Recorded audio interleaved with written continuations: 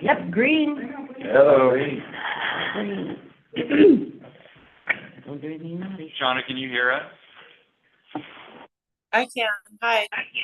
Awesome.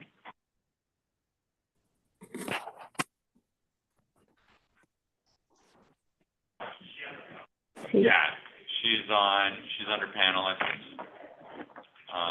In the attendees list, it looks like we have Gretchen potentially on the.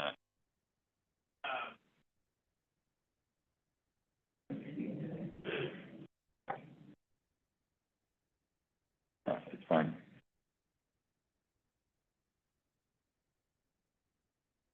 But we can get going.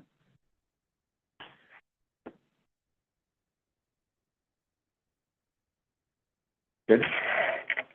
All right, it is 9:31. We'll call the meeting to order. We'll do a round of introductions. My name is Mike Weston. I'm the city manager for King City. Mark Manellis, King City Council President. Dennis Gilfan, Councilor Pro Tem. Viva Gaylor, Budget Committee. Jan Tyso, Counselor. Yao San Huang, Finance Manager. All right, so, Shauna. and we have Mayor Thompson online. Shauna, can you just Mayor Thompson, present. All right. So we'll count that as our roll call. So we have all committee members present and accounted for. Our first order of business today is the nomination of budget officers. There are two components here. There's the budget officers, and then there's also the budget administrators, if I'm not mistaken. So the first order is to elect a committee president, and I'll nominate committee person Viva Gaylor for that role. Second. All those in favor indicate by raising a hand. Shauna, can you raise your digital hand or just say aye? Gotcha. Thank you. That's a 4-0 vote to appoint Viva Gaylor as the budget president. Other positions do we have, Mira? That's it, for the office. Okay. And then the next one is budget officers or administrators. Typically that is the admin folks. It's in the past been myself and our finance manager, Mira San Juan, who are the ones that administer the budget from the staff side. So if we could get a motion and a second for that. I move that Mira and Mike are the admin, budget admin. A second. All those in favor? 3, and Sean, I'll take your continued raised hands as a unanimous vote. 4-0, and with that, I'm going to hand it over to our new budget committee chair, Viva Gaylor. Thank you. And I think our first order of business is for Mike to present the budget. Budget message. The budget message. All right, so this year we're basically continuing our service levels at the same level that they were from the previous year. In the past 3 years, we have added a couple different positions. We've added accounts receivable and accounts payable position, and we've added a land use planner last year. So over the last 2 years, we've added 1 FTE each of the positions. Since 2017, we've added 1 additional police officer. So we have staffing 12 now, 12 consistent FTEs right now, 6 officers, 6 admin staff. In the course of the next year, you'll see that I've noted that we're projecting some pretty substantial increases in the amount of revenue coming in. Most of this is in relation to the new development on the west side. We're projecting that the budget will go from roughly ending balance of $3 million this year to an ending balance of about $7 million next year, so a budget increase of roughly $4 million. You'll see that reflected in the expenditures. We've also seen our budget steadily increase since I started here in 2016, from about $2.5–3 million to right around $16 million. So we're anticipating that will continue to grow. But what we tend to do is we budget our revenues conservatively, underestimating what those revenues are expected to be, and then we overestimate what our expenditures are to be. Allows us to essentially stay within budget, hopefully, and have a larger carryover balance at the end of the year. So as we go through this, these are rough numbers. They're designed to essentially allow us to operate within a certain confine within that particular. Current budget shows an overall increase of about $7.5 million in revenues. Like I said earlier, that is basically from the development. We have a net increase this year from last year of about $679,000 for our beginning fund balance. Our contingency and reserve funds are estimated to be about $3.2 million. This is up from about $1.8 million last year. We have estimated a 3% increase on our property tax revenue. I don't think we have the numbers from Al's Farm and Garden plugged in yet, No, not the new. we haven't plugged that in. That's one of those revenue sides that we're probably underestimating, and hopefully our permanent tax rate is 1.52, 1.53 if you round up. This is set. We can't raise that. We can't adjust it. This is set per Measure 5, Measure 50. We have a local option levy, which is 63 cents per 1,000. That usually generates about $370,000 to $380,000 every year. The police budget, which you'll see, is roughly about $1.5 to $2 million on an annual basis. That $375,000 or $380,000 from the levy goes straight into general fund that helps subsidize our. In terms of staffing, we're not proposing to increase those, but we do have some needs coming up in the near future. One is the public information officer. Another potential is a CPA or a chief financial officer. Another is human resources, so we might be able to combine a couple of these positions as well. We also need to consider a public works attendant or assistant for our public works department and parks.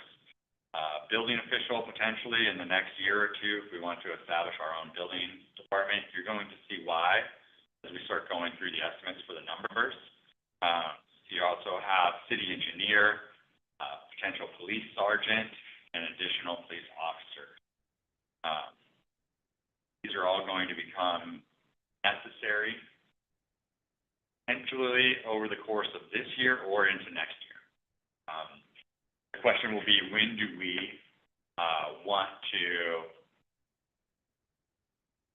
feel confident that the revenues are there to support those positions?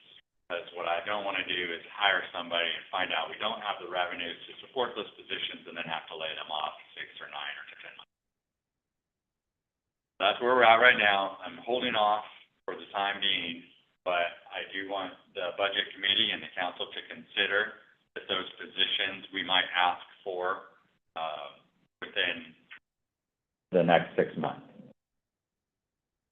And with that, that's my budget message, and we can dive into the numbers if you'd like. All right. Into the meat. As we jump in here, our beginning fund balance has steadily increased over the years. This year, we are estimating that our beginning fund balance will be about $4.7 million versus last year, which was right around $4 million. We have a very large increase in our fees, licenses, permits, fines, and those sort of things, because that is all coming in from the development on the other side. So typically, on an annual basis, we get about $2 million in fees. we're estimating that next year it's gonna be closer to $10 million. Federal, state gift grants and other donations, we're estimating about $350,000. Is this the RFFA? And, Okay. This is, intermonetary funds from the CET grant, to do the local wetland inventory and the west side trail segment. Just a slight decrease because we just are planning talk we've had in the past. So interfund transfers, inter-revenue service reimbursement. talk about that one. But I think those are generally funds that are transferred within the budget. Departments and inter-fund transfers. Yeah, for the 23-24 this year, you can see the transfers 1.1 million compared to last year, 400,000. That's mainly because we closed the ARPA fund. That's why it transferred from the ARPA fund to general fund. That's why you see the beginning balance is 4.7 million. That's part of the transfer from ARPA fund.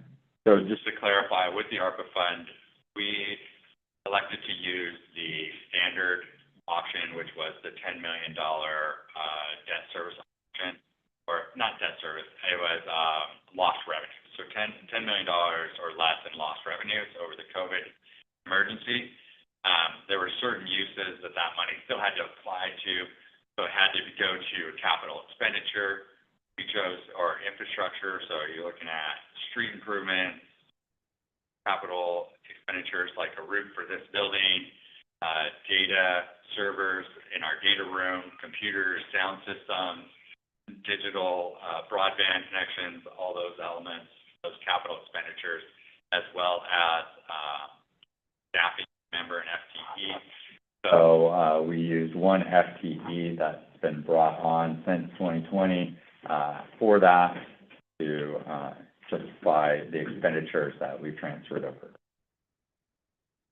Just to kind of give you some concept of where those ARPA funds went to. Mm-hmm. And then, with that, we were able to set aside some other funds and other resources into the general fund, because we didn't have to spend them, we ended up spending the ARPA funds. Personal services, we've seen a steady increase on personal service costs. This is typically due to the CPI, and we also have a 5% step increase built into our salary schedules.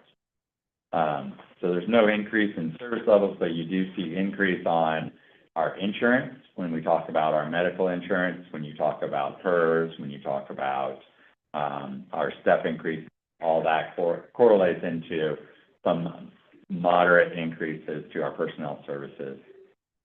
The next is the materials and services. We've seen an uptick in what it costs for us to operate business over the last few years, and so that's being reflected here. So not only is there an increase on this, but there's also legal increases. There's increases for us advertising, getting newsletters out and about, and just in general, services have gone up. Capital outlays, we are projecting that a number of our outlays are going to be taken out of the system development charges. So as we receive the system development charges, they sit in our accounts, and then they request credits for it. So we have a park escrow account that's being formed to manage the park SDCs, but the transportation SDCs will come in, and then they'll likely go out in the form of reimbursements authorized through our city engineering department authorizing. So we're expecting that these capital outlays will go out, but also we'll have system development fees coming in, kind of offsets. That's why you see the huge here from 800,000 to about 3.5 million, because we're projecting a lot of the accounting for the streets and roads and public infrastructure on the far end of town. Other than that, our contingencies, we've tried to increase our contingencies every year. We're estimating that from last year, we had about 3 million in contingencies, and by the end of this year, we should have about 8 million in contingencies. So that basically makes up the remainder of our budget, at least in the overview of it. But jump through the individual funds next. Okay, Yeah, please. all right. I have one question, while we're on this page. How quickly, when we, issue building permits, does it reflect on getting more taxes on the end house? Like, is it 2 years? Yeah, so that's one of the things that we're juggling right now is when do those revenues from the buildings actually come in? And so we do get the tax revenue, I believe, from the lot. When the lot is, brought into the urban growth boundary and partitioned out, then each lot is assessed as a bare lot. So I believe this next year, we will get the tax revenues for the value of the unimproved lot. But I think it won't be until next year when we actually start seeing the revenues from the housing developments coming in on the far side.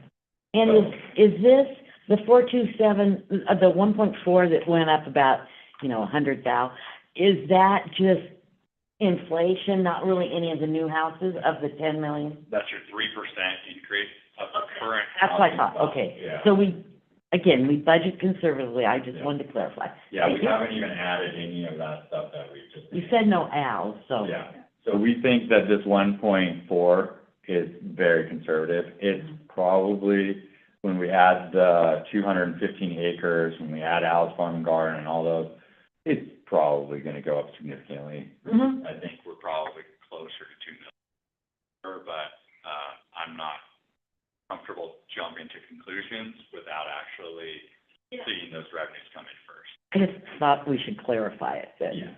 That's our current housing stock as of last year, plus 3%.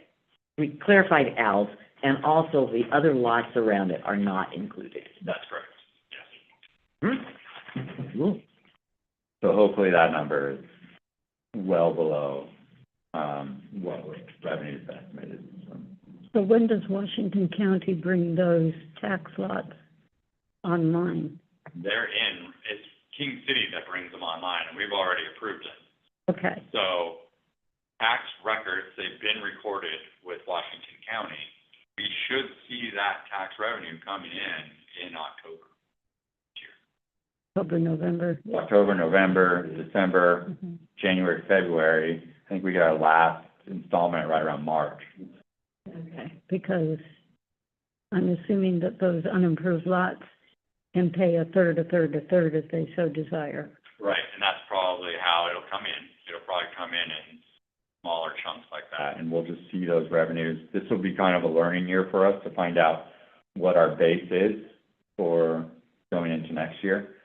But at least we'll have a good estimate of what the unimproved lots are worth, right?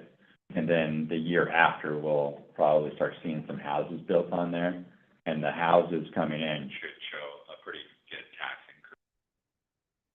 But with houses also comes services. So with those houses also comes police services, street services, park services, water services. stormwater and all of that. So, yes, we are right now going to go through some growing pains over the course of the next few years.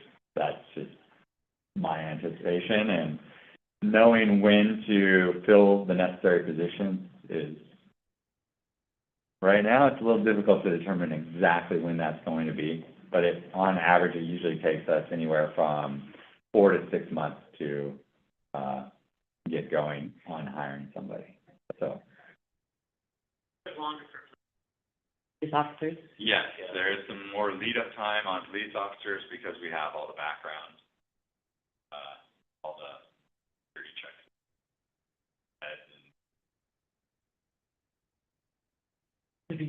Is that, do you almost need a year for that?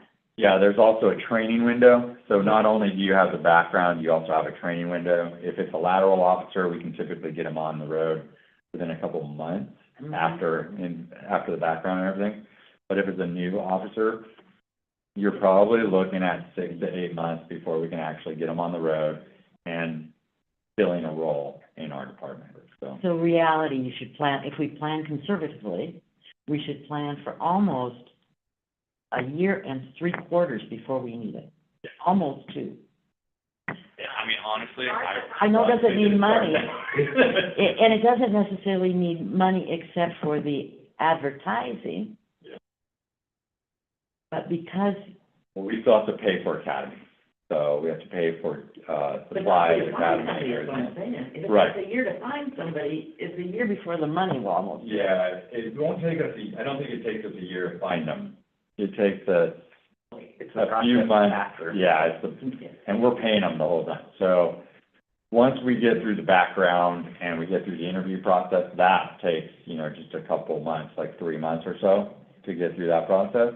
But then you're paying them, once you've selected that person, and you have to outfit them. So then you have gear, outfits, you have to get them all their training quals and everything else, and that's where we have to pay for the training. They go to the academy, they're in the academy for 13 weeks, come out of the academy, and then they're, going through, training at FTEP out here where they're field training with our officers for a few months or so. Or it might be the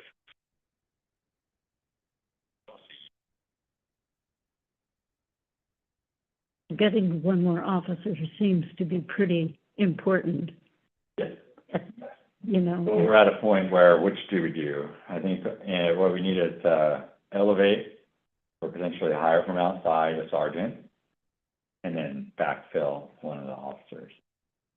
So that would give us one extra FTE for that position as well. And then in the admin side, we have a number of needs. We need, public information, we need human resources. We're going to need building official, first building permit tech, building inspectors, that's a whole building department. And in order to establish a building department, we have to show that we have, sustainable growth for the next 4 years. And then you're looking at a pretty expansive, growth. I think you're looking at least a minimum of 3 full-time employees to staff a building code department. And, there's also the certificates and training, and those positions they're six-figure positions. Which means basically $750 million ad for that department. That's what we are paying Clear. yeah, and that's what the number you're gonna see here 75% is like, paid Clear company. right, when is it worth it to us to bring that in-house? And I think that it's probably going to be worth it by the end of this year. By the end of this fiscal year that we're talking about here, it's probably gonna be worth it to think about hiring those positions and outfitting. Problem is, I'm doubled up in every office. Does that mean office space rental? Yeah. I'm thinking there's availability, but. I actually walked down to the one where Gaudy Vision is at to look around, there's nothing really there. Maybe in the plaza, but I don't know how fitting that is The for dental what we're lab or doing. anything? What's that? The dental lab, the big huge building. Where is that? And Next one over. Like it's a building that doesn't have any names, across the street from the liquor store. Oh, back behind, maybe. It used to be like a peach color or something. Yeah, maybe. Yeah, and then it's like if the liquor store is on the right and the bank, Yeah. and then that big long building, and it's a dental lab that I think I'm not so sure there's not, that they don't use that much of the space. Just, I'll go take a peek and see. But yeah, I've been looking around for potential office spaces that we might be able to lease until we can build a new city hall with. when do you have sort of a crystal ball as to when City Hall will be? I say this a lot, but, 5 years, man, 5 years. Say what? crystal ball, he 5 likes years. his 5 years. My guess is anytime that we start a project, it's gonna take about 5 years. And we have FFA right now who's working on, some concepts for a city hall building for us. And that would include like the city hall, the rec center, the police station, and the fire station on the same lot. So we would have a total, I'm just yelling. Excuse me, got to mute it. So, on that lot, we would have the city hall, police station, rec center, a public works space, as well as like a sally port and, evidence lockers and everything that we need for City Hall, council chambers, meeting spaces, all would be in that area. Right next door, adjacent to us, sharing the same lot, is, Walton Valley Fire and Rescue Fire Station. So, And they're going to foot the bill for their building? Yes, yes, and we're gonna try to go in together on the lot itself.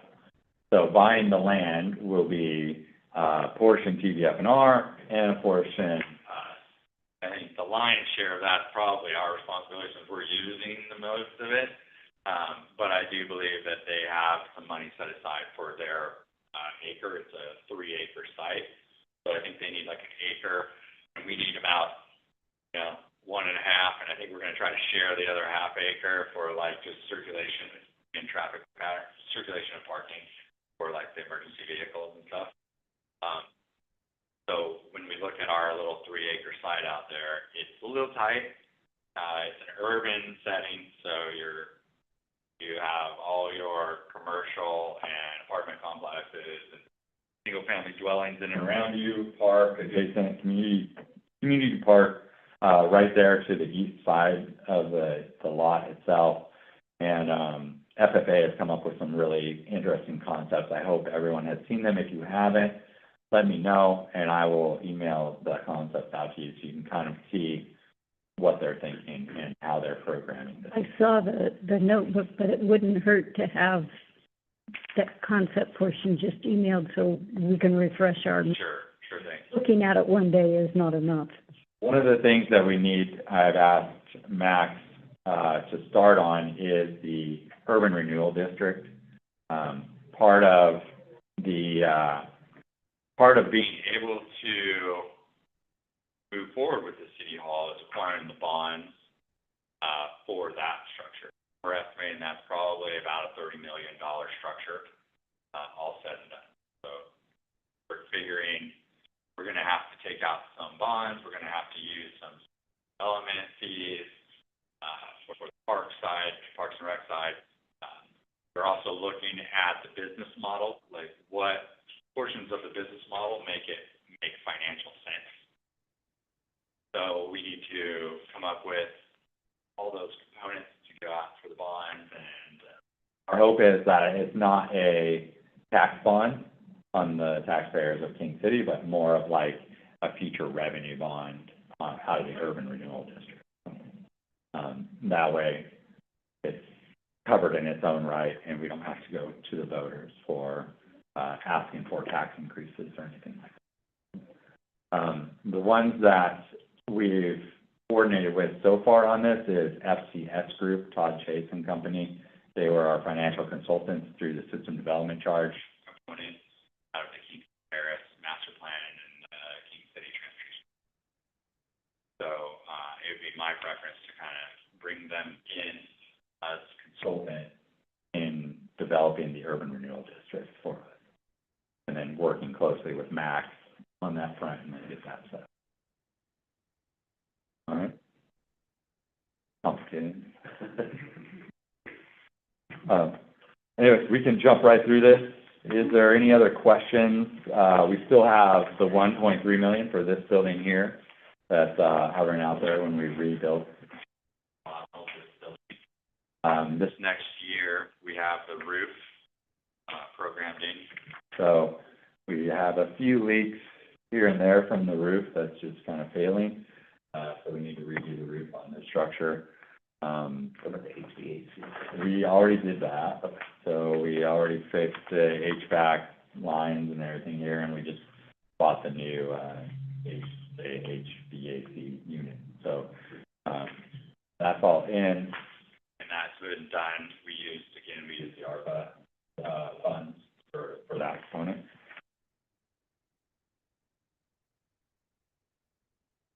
As we go through the budget, you can kind of see some nice graphics that Mira's put together, kind of shows where the bulk of our monies are currently going.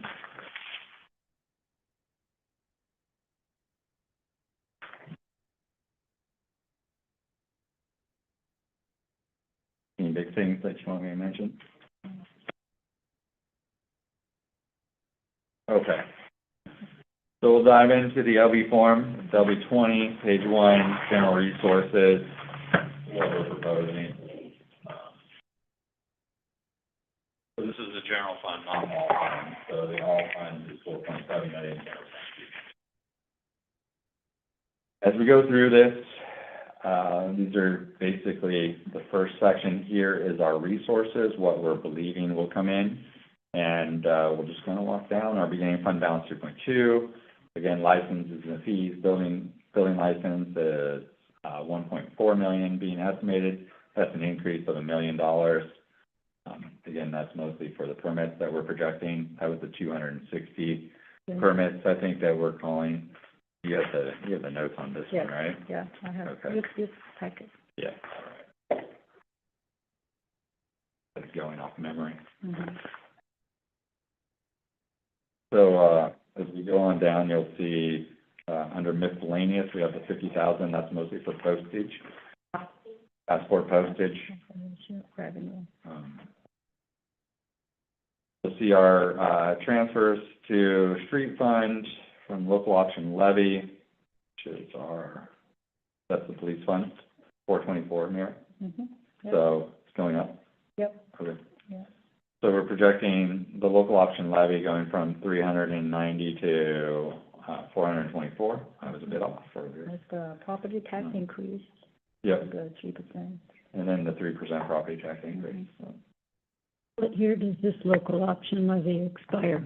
next year. Yeah. So next May, we'll have to go into, put it back out to the voters for a renewal. And would we entertain raising it to 0.64 or 0.65? Or We just probably- leaving it to 0.63? We probably need to look at that. I think it's actually pretty surprising how high some of the others are going. Gosh, I think TVF&R might even be going up like 18% or something. So I'm not sure exactly how much. The amount we get from the local option levy is nowhere near what it takes to keep up with our police department. Last time we raised it, 8 cents, 7 cents? 7 cents. 7 cents. From, what was it, 55? Yes, 60, 55. yeah. So, yes, I would like to raise it up. I'd like to, to see if people support it before going out, because the last thing I need to do is put it out and then have people deny it. Because that's a huge chunk and a huge loss for our police department. So I need to make sure, but perhaps we do some polling over the summer. Maybe we And can- also, you need to be able to justify why you would change it from 63 cents to something else. I don't think there's any shortages of reasons why to or how to justify it. Like, we are, the budget for the police department, like, we can just move over to the department for police, which is page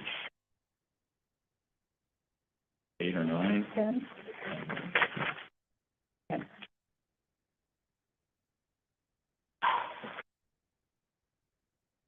You have total requirements of 1.4, almost 1.5 million just for our police department alone.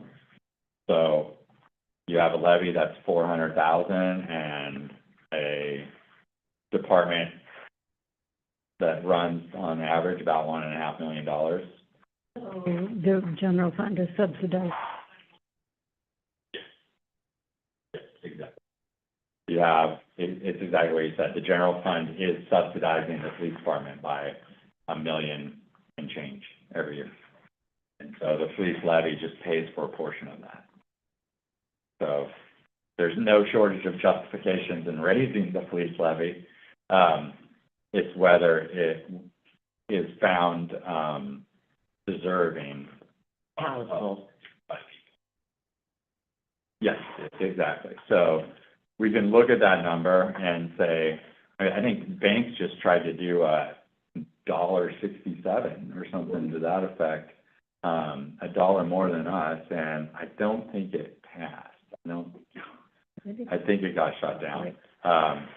So I think there's a balance there, you know, and I think typically we try to stay with where the Washington County Sheriff's Department is. And last I checked, I think Washington County Sheriff's Department's at 68. It's 70. We'll have to find out, but I would recommend we find out where Washington County Urban Sheriff Services. whatever their levy rate is at, and probably mirror, where they're at, because they do a lot of early assessments on the data and the technical and the body cams and all the cloud servicing and all that is required for LEDs and everything, so kind of figuring out where they're at and maybe mirror that in our own ask. Sure, but as we're growing and the police department is going to become larger, we need to be able to, how do I say this? To keep the general fund from having to support the police department in a larger percentage. So we need to look at keeping it somewhat stabilized. Right, I agree. It's a percentage that, more than the dollar amount. Fair enough. Yeah, it's the percentages of overall revenue, so that it doesn't, so we remain fairly neutral going forward. Right. So I could go through this line item by line item, or we can just go through page by page, and if you have questions, I can try to answer those questions. So going back to page 1, we kind of went through some of our increases in revenues. Were there any other questions on that page? Are we seeing a decrease in revenue in number 4, or are we just still budgeting conservatively? On our taxes, just budgeting conservatively? Taxes, liquor, cigarettes, hotel. Yeah, that was, okay. We've seen a reduction in the marijuana tax due to the measure of 1 and Right. 10 or whatever it was, Mhm. so that's why you saw the reduction in that. Mhm. Because we were getting a lot more, and then measure 110 came through, the money went to the, County. Mental health, yes.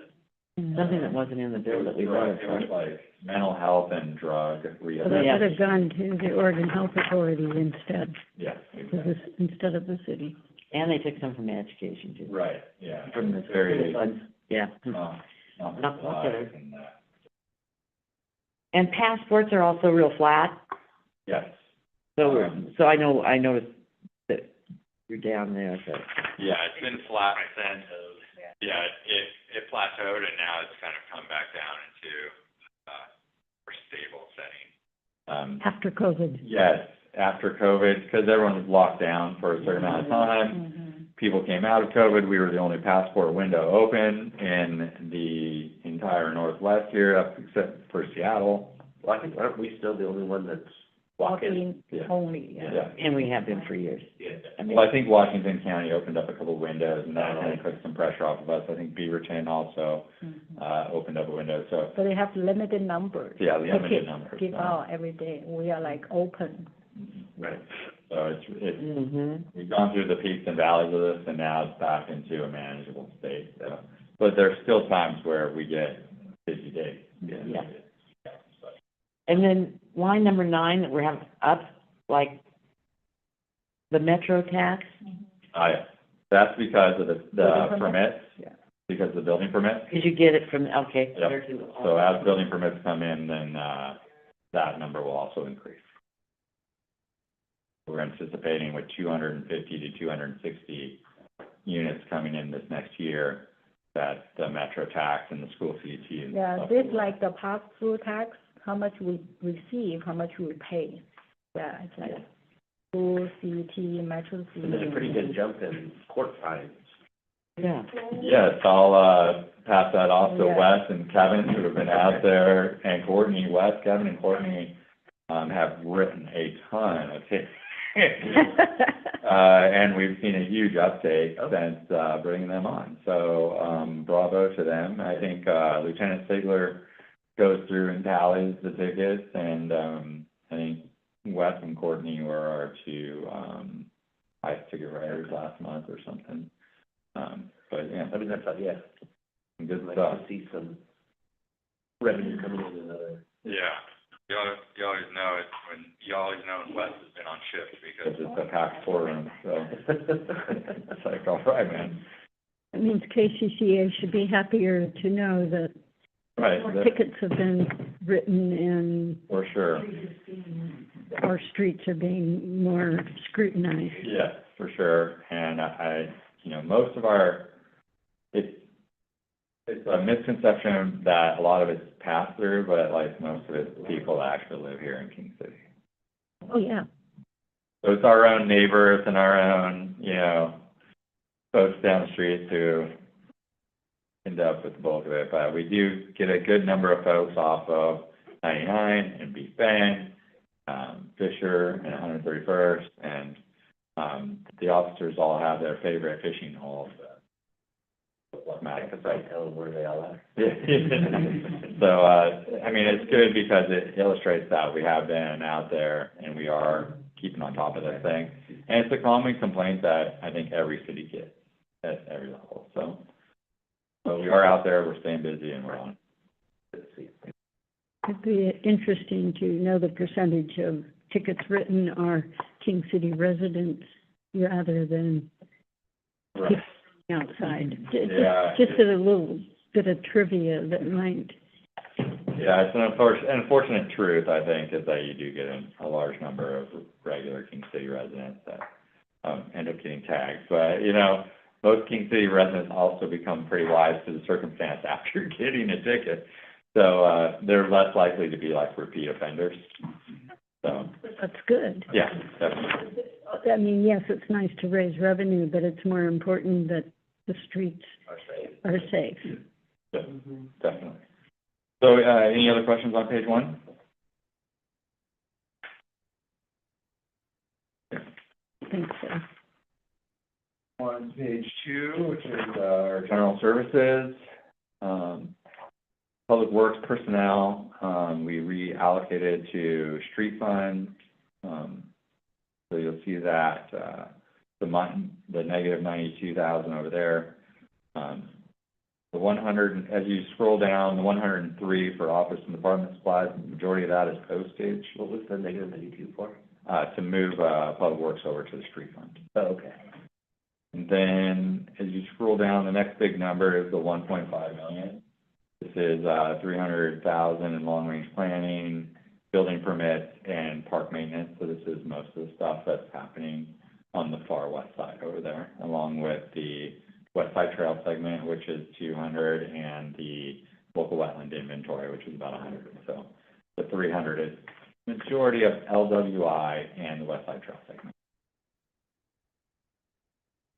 Shouldn't line 7 and 9 be more than what it is? Probably advertising and elections, public notices, since it's like Yeah, and utilities. Do our utilities not go up, which is line 9? I think we budgeted conservative, Yeah, it like might be- actual is probably, Yeah, see, the actual is 33,000 the year before, so current year is 39,000. That's why we budget next year 39,000. so it'd probably only be Just about keep the number. 35. Yes.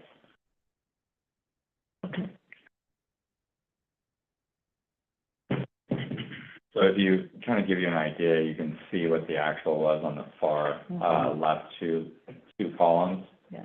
versus what we're estimating. So like the line above that, we had 103, the actual was like 96. So we have a budget buffer of about 8 to 10,000 there. And then the line underneath 33, we're budgeting closer to 40, so another 7,000 buffer in there. I think you were right on line 7 on the advertising piece. That probably should go up. Mm-hmm. So probably that 9 needs to be more like, 12. Yeah. 12 or 15, yeah. Because we're not getting enough information out to our citizens. Right, and I think in doing newsletters and things of that, there's gonna be more expenses on Yeah. that. I agree. Was the audit expense higher, like it was budgeted high last year? Was it because of the catch-up that they were doing? I noticed we have Yeah. some room there that we could take out and move up to the, advertising. So the audit expense was an interesting situation. We ended up going through like 3 different auditors, like they had an auditor on and the auditor fell off, we had to start over again. Bring a new auditor on, get going, that auditor fell off, took another job, we had to start over again. And each time we had to start over again, then it pushed us back, and then it pushed us back and pushed us back. And then we had a number of issues with the transfer from QuickBooks to Cassell, which created a whole lot of, chaos, but also like, in rectifying the numbers or reconciling the numbers, like there was some real challenges between the QuickBooks and the Cassell, because it hadn't all been transferred and we didn't have the beginning fund balance yet, because it has to be an audited beginning fund balance to plug into Cassell, so we couldn't get the reports out of Cassell, but we got the audit numbers in. I thought it was kind of on the auditors, that's kind of my ball. Bailey's, I've been working with a lot of people going to QuickBooks to a system. They didn't ask for the right stuff and they should have been more prepared. Yeah. It's real easy to do conversions. Yeah. So I was kind of disappointed in how poorly they supported you in that conversion. Yeah, they wanted us to convert to it, and they said And they that was weren't what prepared. so they made recommendations that we get away from QuickBooks and go to Peachtree or Cassell. Those were like the 2 that, I think it was Peachtree, I might be wrong with that. But in that transition, one, you have the re-educating and training for staff on a brand new software system that's, complicated to learn, and you have to go through all these clinics with their training staff. That takes time. And then you have to catch up and re-enter all the data in, and that also takes time. So by the time all that's done, you're so far behind. Yeah, and also we were waiting for Mike Marr's final number. Yeah. Forever, yeah. 2022. Oh my gosh, June 6 months. 2022, for more than 6 That's what months. I said, I put it on there. They They failed should, you miserably. Well, it was like, and our accountant, Our accountant, Our accountant software was not compatible with the Cassell software. And so he wanted to do it, through his spreadsheet system, which was not which is compatible. fine, It just- but it's just, he was so busy with the tax season, Yeah. all the 6 months. It was a combination of multiple things that just piled in all at the same time. At the same time COVID hit, at the same time all these other things happened. That's why you see the number for 22, 23, for the audit number on the number 19, the 5,000. That is the partial payment for the audit for 21, 22. Yes, so the big chunk, 10,000, we pay December 2023, it will roll into next year, 23, 24. That's why that's actual number, we pay 4,000, but you will see next year 17,000, which is because it's including part of the audit fee for 21, 22. Yeah. do you really anticipate the audit expense to be 17,000 this year? Not really, but we just put a number in there. Conservative. Yeah.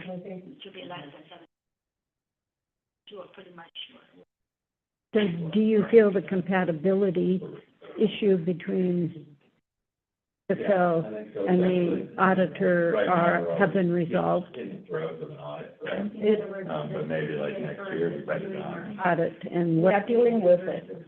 Yeah, we will see how the audit come out for the 22, 23. So we are working on that. So once the audit report Okay, cool. come out, then we will see. So we're still working with, the Cassell and the auditor for the 22, 23 audit.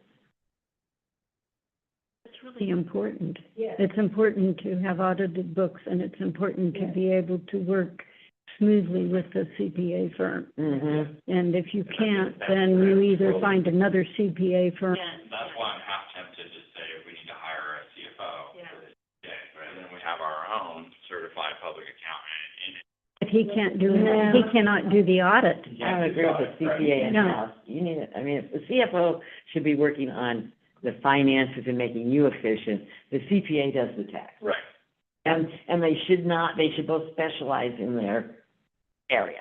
Yeah, I agree with Viva that it should, you should be looking for a CFO, not a CPA. Yeah. Yeah. Yeah. But for the audit, yeah, Very separate, yes, I concur. so. But right now, we use Excel. We use Casell as an advisor. Yes. Yeah, pretty much we are doing everything, Right. and just the role of the accountant to review our report. Financial report and give advice if we need it. But so far, we still like been through the process, you know, like back and forth, we are still figuring out how to do that. The people you're working with, they don't know it to sell is the problem. But They are from. They are from- They are. The sell people, yeah, I guess, no, the CPA. Polly Rogers. The auditors. Normally, you have a seat for your CPA on your software so they can go in and get that stuff. And if they're the ones that recommended it, Yes. and, yeah, I think maybe we've had them too long. So they should be investing in Casell on the city's behalf, and if not, you should be finding another firm. They should up their skills because that's what they're offering, and you shouldn't be the interim on training them on how to use Casell.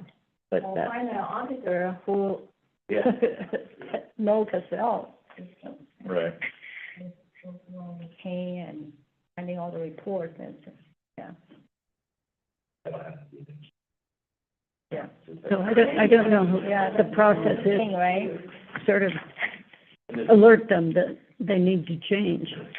And then line 20, is that just for all of the, well, it sounds like they went Legal through services. three people, Yeah. if they changed, if the auditor changed three times, the same company. and all that? Yeah, that's not a good sign. Just going through. Thank you, that's churn. Yes. I mean, Yeah, so it there's more says that Portion of development review. I'm always And, good, recall stuff, it had all the other jazz, so it's yes. Yes. been a expensive. I have no Might be more next year. Yeah. Might be more next year. And, yeah, you auditors, know, so we're just kind of budgeting, basically, I can tell you that recommendations. over the course of the last year, I've probably been on the phone with our legal counsel, like, just about every day, literally for the last 6 months. So 6 to 8 months of everyday legal counsel, you know, just. There has to be firms that you know. All right, we got this. Got another No, FOIA request. I don't, because I don't work Like, with, It was consistent. I don't work, I don't work with them enough, Over today. So, like the ones we're that, anticipating that. I'm hoping that doesn't continue because it's an expense that we don't need, but I imagine with all the growth coming and everything else. Society of we're gonna have CPA. Additional annexations, Ask for recommendations additional for Developments, we're gonna have support auditing firms. additional issues to deal with, so. because I think kind of planning, kind of like Roy Rogers. growing up as a city. So what?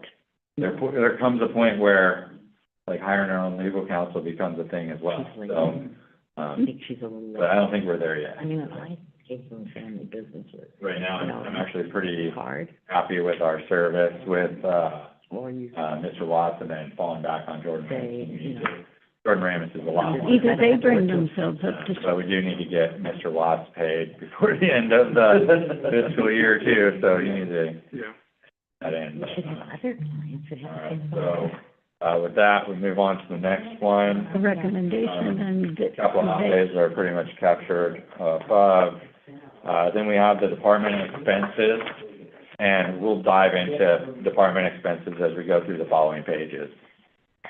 Okay. Any other questions on page 2? Page 3 is pretty straightforward. We just have our debt payment on this building here. Is that what the 100,000 is? Yep. And then you What have year, our, what year do you think is this going to retire? I think we can pay pay it off after 10 years, right? There's After 10 we like can 10 pay it years we can pay it off without penalty. So it's, after 10 years, we can make the decision to just cut a check for the balance, whatever we want to. So what year was it initiated? 2019.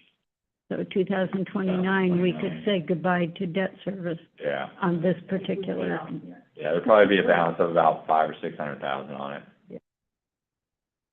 Interest rate is pretty good. Yeah, it's like a so- 3% interest rate. Yeah, you don't want to pay. Okay, so maybe, Yeah, yeah. so maybe you just keep servicing it and, Right. because you're, FDIC account, we have interest revenue of 5%. Sure. So think about that, that's revenue, we don't want to use that money to pay this 2% loan, right? sure, and that's where a CFO is at whatever, you know, Yeah. because we don't have the crystal ball that says, Yeah. Our LGIP balance was like, Like right around 5 million, I think. 5 million. Yeah. Yeah, So, you know, we're making 5% interest off of that. yeah. You wouldn't want to pay 3%, yeah. yeah, so you're making 2% over and above. Right, right. Yeah. So, That's pretty good. It's a good spread. not a bad exchange there, so. That doesn't take a rocket scientist to figure that out. Right, right. That much I can figure out all by my little self. And then you'll see our contingency and our, reserve for future expenditures down towards the bottom. And then you'll see the, resources not allocated, for the 3 million. So, that's a pretty big number that. That went up 33%, it looks like. yeah, it's a huge increase. Rough and dirty math. Yeah, it's a big increase, this last year, with Habitat, with the establishment of the system development charges, with the building permit fees, everything else coming in. This last year has been really good for us, and we believe next year will be even better for us. So, but I don't want to budget to expend those funds without actually, Seeing them. Realizing it in its, yes, bird in hand versus hoping we catch it. So, anyways, that's why we are budgeting. The next one is city council. This is where you see your legal expenses captured. Also, we have our public outreach and newsletter captured here, so we have about 40,000 in that bucket. So some big increases there. So that initial, page one, 12,000 or whatever it was for public outreach, I thought, right? Or page two, was it? Yeah, page 2. Advertising, recording, public notices. That might just be a different line item for, maybe department-like expenses for those. And we'll dive into, I'm sure we'll see that now. Here you see like the public outreach for the council, estimated budget of about 176,000. Membership dues, these are typically League of Oregon Cities, WEA, Greater Portland Inc., your mayor dues. I'm missing, there's a couple That's other it, yeah. minor things, and then travel to conferences. And, next page is, city manager's department. Truck services, office supplies, codification is captured under the office supplies, that's about $25,000, that's codification for our code, Muni code and other things. We have the 75,000, this is for park maintenance, copier maintenance, and payroll services through, is it ADP? Yeah. Down below, we have the supply and cleaning services at 38,000. You'll see the $60,000 for the new roof. Hopefully it's not gonna be that expensive, but that's what we're just estimating. Current estimates, I think, we're around 36 to 40, but 60,000. yeah, I'm gonna be horrific. I don't know if they have to redo all the plywood. If they have to do all the plywood again, like, it could go up. So, we're just making sure that we have the money in the budget to cover that if something else. You only have 4,000 under elections, public notices, and advertising. Yeah, we would probably, That doesn't. Some of that's a rollover. That's just for this department. So what happens is you'll see that in other departments as well. Already on. So there's 4,000 in this one, and then there's 5,000 in the finance and planning department. So we're guessing this is if there's like an election, so we have the special election in May of next year, and then we have November election, so that's why that 9,000 is our share of what the. So that's why they're budgeted for cost. It's on the November ballot, how soon do you have to have, how soon does it have to go through city council and all that? You Yeah. want it on there, just for general information. like, for us to be able to get it on there, I think we need to have it ready to go in June. Uh-huh. Yeah, I don't think I'm just in general. Yeah, so it's usually like June, you have it, before the council, July, you have a public hearing on it, and it's adopted and everything else, and then we would move, something, probably, it would have to be there by the end of July in order to be included in the ballot. But we're nowhere near ready yeah. to put anything like that together right now. But we do have For the, May, you have to almost be ready in January, right? yeah, Yeah, I usually say I need a 12-month lead time to make something. That's right. So, yeah, so, That's why we would say, tell us in goal setting session in like February, what we want to do by next February, right? And then we would try to build that project, you know, I mean, and I take the, King City Park Trail as one, where it was kind of like, that was a goal of ours to get that research for years, to, two years to get a grant to fund it. But it takes time to chase down dollars like that.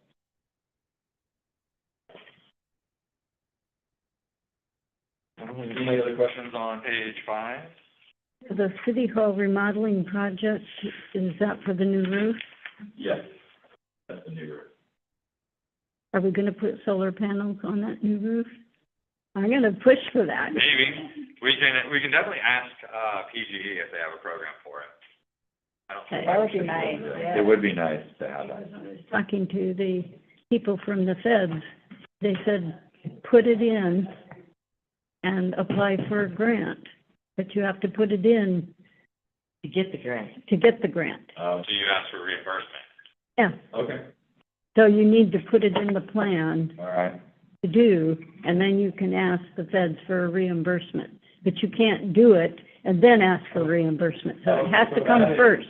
The City Hall construction on the far side, are you talking, but also on this one? Absolutely. Because we can plan with FFA, the architects who are doing the conceptual design for the new City Hall Rec Center over there, Mhm. we can definitely add Add, energy, conservation services during the planning design, Sure. which I'm sure they're going to do. I think they're, lead lead, what is it, lead? certified and all that jazz, so they are. LEED certified. So I think they're, on top of a lot of those. So it's like solar, But, yeah, I would think FFA would be, They're a pretty good firm. We worked with them and we've worked with Scott Edwards Architecture, and both, firms have been great to work with. yeah, I'm familiar with FFA, so. Maybe do the roof this year here, it could be a good. Well, some, yeah. Put it on this building. Yeah. That's what she was just saying, so I just put a little note here under line 20 for solar panels. if it's in the budget, we'll try to make it happen. So hopefully the roof only costs us like, Like 35K, and then we have some extra money to put some solar panels in. Huh? And if you got a grant, it would be a real push. Yeah. Yeah, it would pay for a portion of it. Reimbursement, maybe. And also too, it will drive down your electricity costs. Right, exactly, that too, so. And I don't think this roof's blocked at all. There's no trees or anything blocking the roof for sun. Yeah. Yeah. Our next department is finance and planning. So, we have basically 3 to 5% increases on salaries and payroll, benefits and insurance retirement. Everything else is flat. Right, so now you'll see that we have 6 full-time employees instead of 5 before that we had. So last year was, we added Max, so Max is partial, and this year we're planning also in there this year. It is line 5, that is, The 427, that's what we're paying to, What is it? 427, the negative 427,401, is that services contracted for Yeah, building? so it's contracted for all the, for is that for each Claire? department. Cleaning service. Absolutely. Oh. I thought Claire's was something like, No, But it's split, right? yeah, it's split, yes, it's split, each department, I have a spreadsheet I here. think you're right.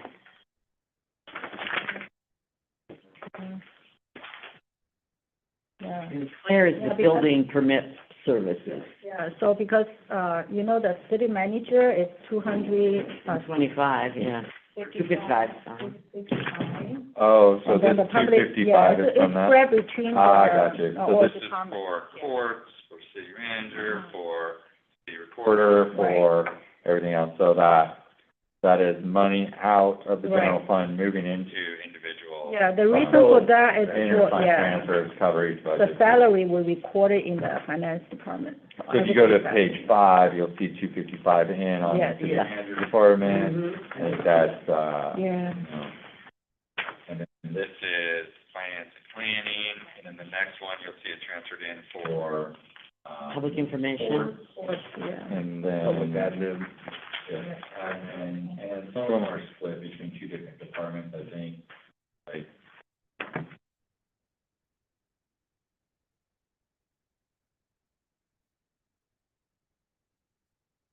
Police as well, Mhm. so those those are just reallocated to different departments.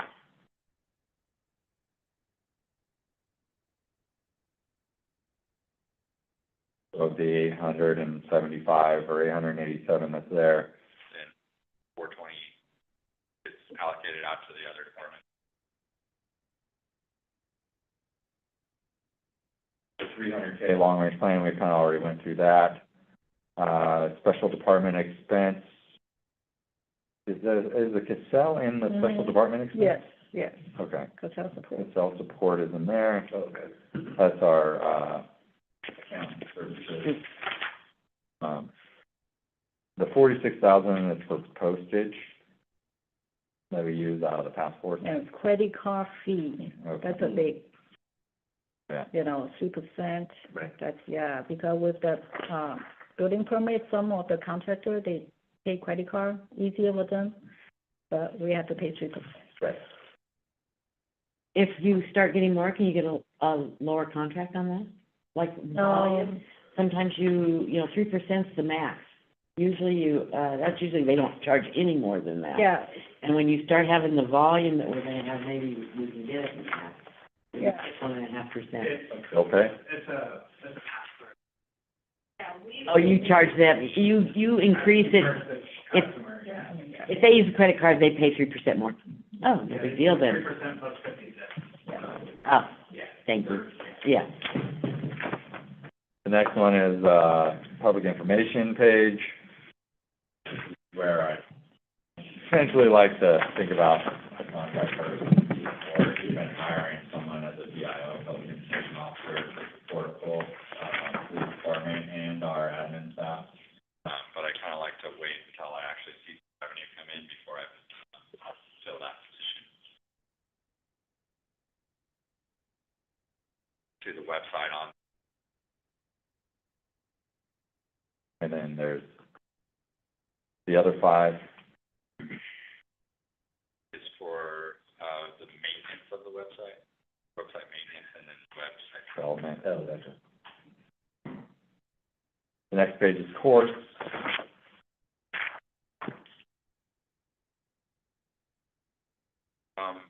Revenues come in, department lately. Expenses have also gone up a little bit. Some special trainings. Salaries, software. The debt service Just- contract is 72,000 will go into the police department. You will see that in the police department.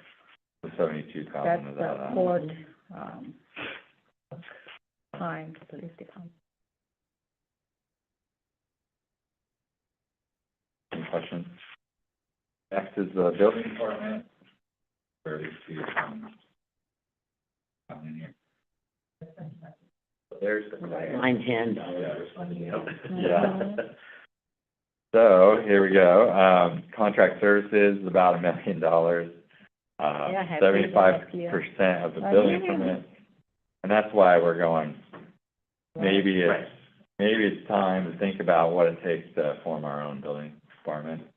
Yeah, that's a lot of money, right? Yeah, it's a lot of money that's potentially going out the door Right. that we could be hanging on to, in-house and seeing the future of a building code department established here, so. How much savings is there by bringing it in-house? I don't think there's much savings necessarily. What you would see Efficiency. is that money would be expended on our building code department for the foreseeable future. So you would see a fund start in the building code department, and then there'd probably be about 300,000. If I use this number, I would say there's probably about a $300,000 surplus out of this number for year one. But then I also have to think what it's going to cost, the lease space, and everything else. So That'd probably bring it down to 100,000. Yeah, and the trick here is making sure that we have enough development to keep it sustainable. Right. For the foreseeable future, for the long-term future. And I think with a city of our size, what that looks like is essentially our own building official, a permit tech, and then we contract with Claire or, Tigard or somebody else like that for specialty. So maybe if we have to call for a specialty permit, then, we have that resource through an intergovernmental agreement or something to that effect. I would think that your engineering services and things like that would be contracted out. Well, I know it is now, but I mean, it would probably be for the foreseeable future. yeah, and that's another thing that here in the near future, or do we have city engineer services contract? City planning, Because we just saw something come in for the building department for, and it was like $180,000 yeah. going out the door for engineering services contracted for review of the development on the far western side of town. And I'm going, $180,000, Right. and I could hire my own city engineer for that and have them on staff. So, So for how many years are you, I mean, your city it's like a landlocked base, so to speak. And so Yeah. there's going to only be that's the question. so much development, whether it happens over the next 15 years, we're going to bump up against no man's land. I mean, it's just, Well, 15 years from now, who knows what changes, right? But yeah, right now, we have a 20-year growth supply, and that's what the state of Oregon requires us to have. So we've got probably 20 years worth of growth to think about. And what we want to consider is, do we contract service that out for the next 20 years, or do we bring those services in-house and have those people under our roof for the next 20 years? but what happens at the end of 20 years? I just don't Well- see We would have to, again, have more land to grow to. where. It would end up going beyond the current urban growth boundary, further west. So, again, you would have to get an urban growth boundary expansion, and hopefully I'm not around for that. But the city will always have to have a 20-year land supply per the state of Oregon. So the state of Oregon planning requires 20-year land. So, in another 10 years or so, the city's gonna have to start thinking about where it goes next, and what the next phase of our growth looks like. Sherwood and Tigard and Tualatin. Yeah, we're gonna have to carve out a niche there, and what does that niche look like? My guess is that there's going to be an additional urban growth boundary adjustment from Metro at some point in time, and that's probably going to get in line with where Sherwood West line is. Sherwood West line is over off of, Elwood. That's that road back there, or Eddie, or, I think it's Elwood Road. But my guess is if you drew a straight line from Elworth up to, Cooper Mountain, or whatever, that's probably where Metro goes in 20 years or 30 years. But King City's chunk would probably be out that way. What do they do with landlocked cities? Isn't Gladstone kind of a landlocked city? But what do you do when they are, like, I would think Gladstone. They're toast. All right. Well, they're slowly dying, that's what's happening. You've got landlocked cities like Durham or, you know, they're just kind of, they just are. It's gonna be R for a long time, right? Yeah, yeah. I don't think there's no growth opportunity. Well, they dissolve and go into one of the surroundings. Yeah, but that's eventually going to happen to King City. No, you don't think so? You have growth opportunity, future growth opportunity as well, further west we go. How long do you think, how many years are you gonna have 200 houses added every year? Well, to take that number, you figure we have a growth target of 3,400 units, right? So take 3,400 units and divide by 250. That gives you the number of years it might take. And without doing the math in my head, Do let's see what we got. if you do 9 houses per acre, That gives us about 13, 14 years of growth. Right now, at that rate. But I think it'll slow down towards it, it'll taper off toward the end of that. So we'll probably get like 10 years worth of 250, and then it'll taper off, and the last, 2,000 units or so. will slowly come online over the last 10 years. So I think that's probably how it goes. And Mike, I think, sorry, just wanted to chime in here, just if we're allowed to continue. Again, as we look at it, it's not just that person just doing that duty that we're bringing them on for. Like we have seen other duties as assigned, we've seen where people have been engaged. I mean, I think it's beneficial for us to have that person in-house, and even if they're not doing what, they can step up and help in other areas that maybe they might be helpful. So I think the investment, Bodies are hard to come by around here. So like, just having that extra headspace, if you will, in the area to provide backup or to, have an extra person on staff, it just comes in. So it's just so staff like that. That's their duty that's done. Gotta make sure that's in the job description there. that's what makes the job interesting. That's right, that's right. Yes, we wear many hats on this one, but, yeah, so long-term growth plan, I don't have a crystal ball, but looking into the crystal ball, I think King City's area kind of goes from, Shoals, Sherwood, and then East Bend out, however far East Bend goes.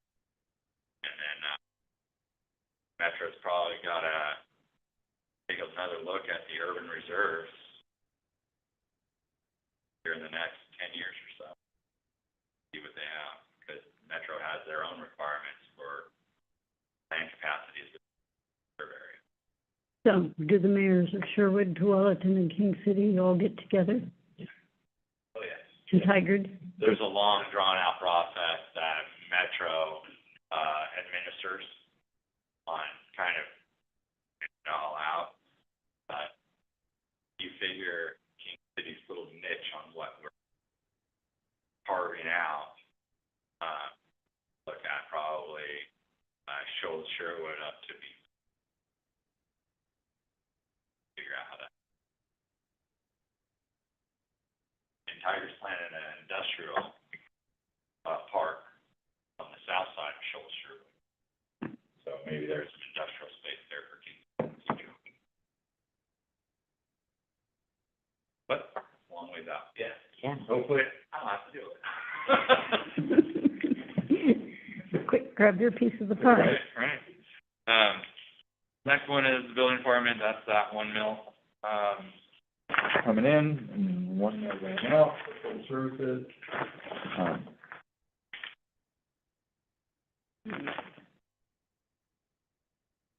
Do we have that going out, or we're just hanging on to it? The 1 million going out Oh, for contract services, that's what we're at. We get Because it- 25% of that back, mhm. yeah. In the revenue, but this one's out All right right. now, yeah. Okay. The next is our police department. Right now, like I said, 4 officers, lieutenant and chief, for a total of 6. We'd like to kind of think about potentially Adding a sergeant's position and potentially backfilling an officer, would be a 1 FTE there. So what we're looking at right now is potential for a public information officer to add 1 FTE to the admin side, and then another sergeant's position. But we'll have to come to you guys for that later on. Right now, we're not planning on it. Is that why there's no vehicle in there, or is there just a replacement of the agent? Vehicle expense is basically, to cover any sort of, improvements or maintenance that we have for the vehicles out There's here. people purchase. Oh, 22. that might be a carryover. Line 22. Yeah. Is that carryover from us? Let's carry over and. Police chief. Another vehicle, or, so we have The this, number. I would is, imagine one of the other older ones would need to be replaced. So- I thought it was listed in your notes, Yeah. that you said, I read that somewhere before I ever got there, so. Oh, yes, Yeah, in the beginning, yes. We said it, we talked about it. We talked about it. the Fords, is it? It's on one of the 18. One of the 14s? That's what, replace another Oh, one, no. yeah, purchase. I remember. That's the number. Yeah, he was talking about potentially getting an EV or something like that, if they're ever looking into that. Right. Yeah. It usually takes us about a year or so to get a vehicle anyway. We got the 2 black, are they Fords or Chevys? From Tualatin, for $5,000 apiece. They're older models, They're like, 15. And, the one Tahoe is probably a little bit older than that, I think it's 2012 or so. So they're up there in age. and then we have our 2018 Ford Interceptors out there, and then we just got that Dodge. So we have three on-the-road service vehicles right now. We just decommissioned one, and I think we have to decommission the other Dodge car. That could be what this. That's probably what it is. He's looking to replace the other Dodge car with, Yeah. which is a 2014. Okay. I think that was a 2014. So that's probably what he wants to do. He wants to get rid of the 2014, and then he'd like to have 4 vehicles. So we have the Dodge that we just got out there, the 2 18s, and probably.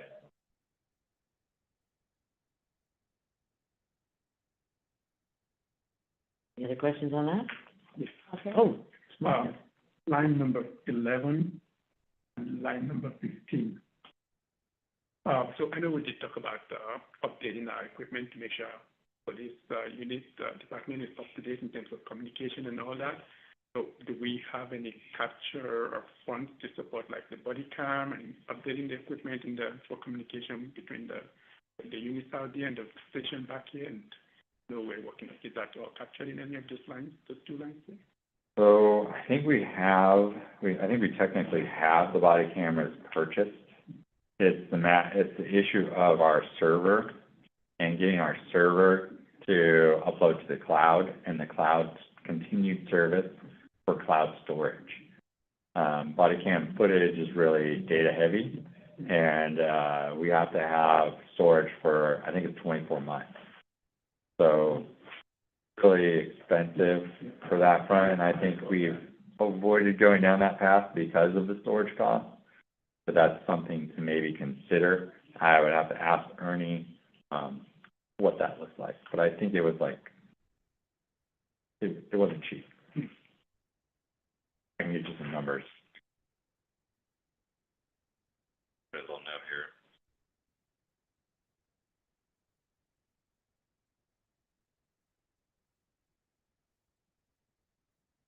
Any other questions? So just find out what the body cam storage cost is gonna be.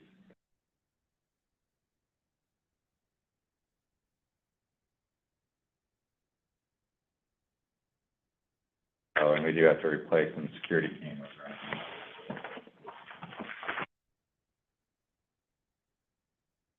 Street fund, got about 400,000 in the street fund. We're looking at a fairly light load this next year on capital expenditures, I think roughly, 400 coming in, and we're planning on about 400 or just under 400, 300 and change for our, street improvements this next year, with the hope that, we can set some resources aside for big street here in the near future. Correct, Mira?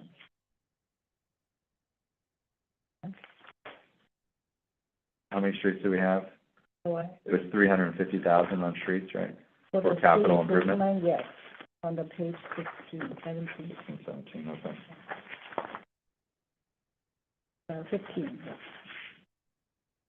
Just the big change I'm seeing is that grant that we don't have budgeted this year, where we had budgeted before. Yeah, so the 137 was the, Christmas tree fund, or Christmas tree fund that came in from the state legislature that, you know, Mayor Bender had worked on along with, Rep. Neron. Fund for us to, That was to redo that. Just the 4,000 for the bike path in here, just for,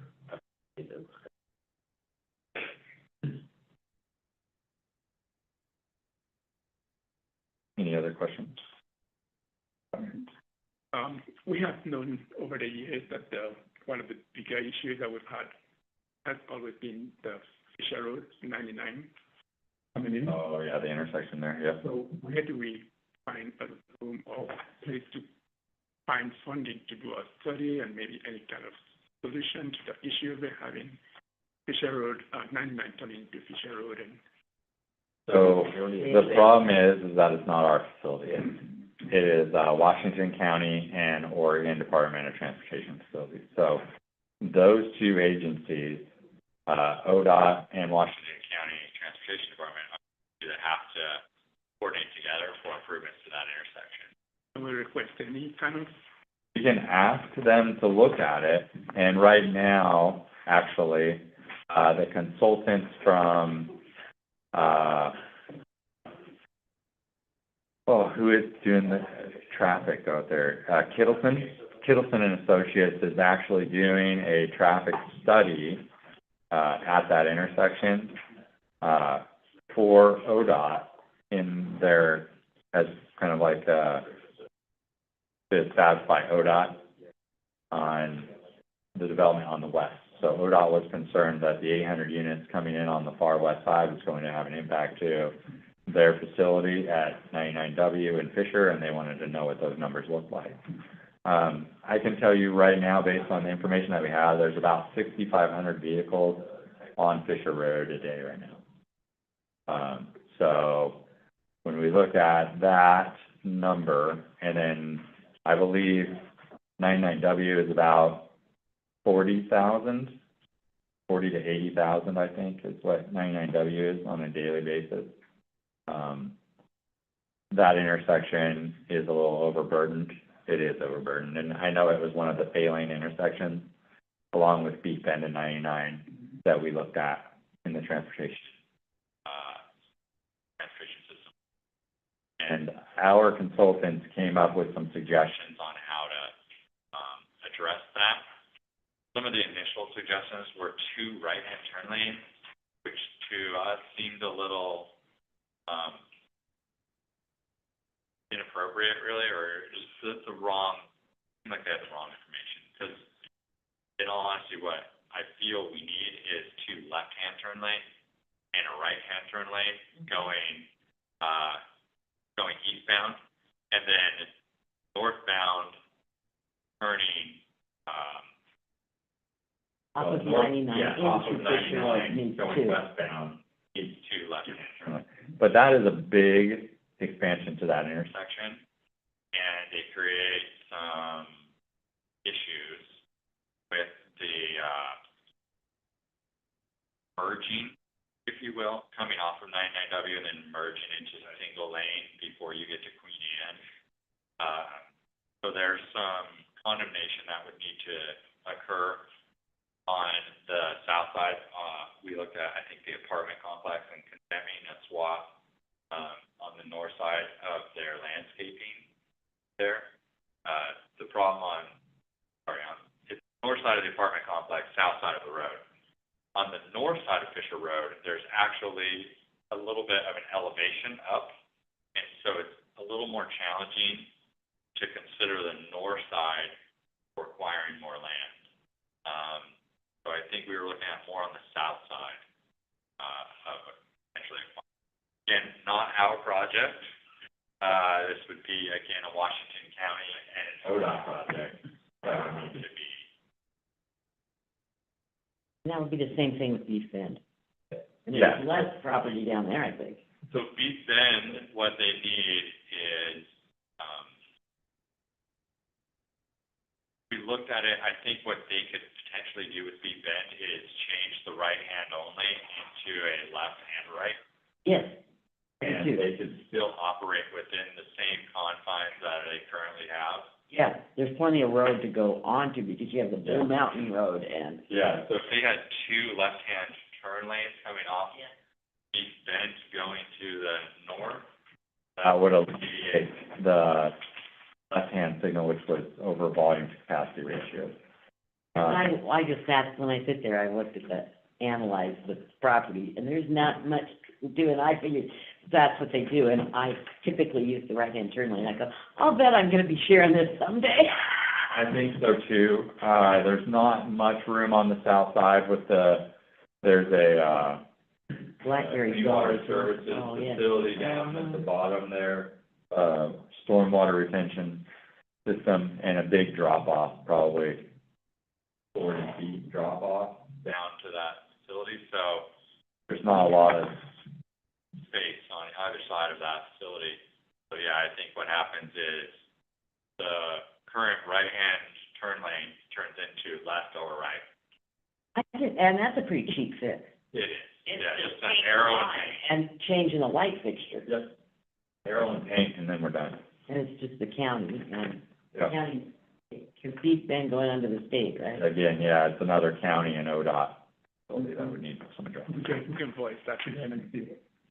Yeah, we have cooperative agreements with them, but we also have, coordination meetings with them on a monthly basis. So we're talking about all of that stuff and, trying to figure out what dominoes fall when is a big question. And what resources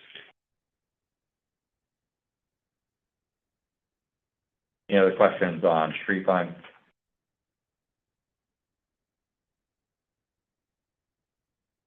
Basically, we have 400 coming in, we're budgeting about 350 out.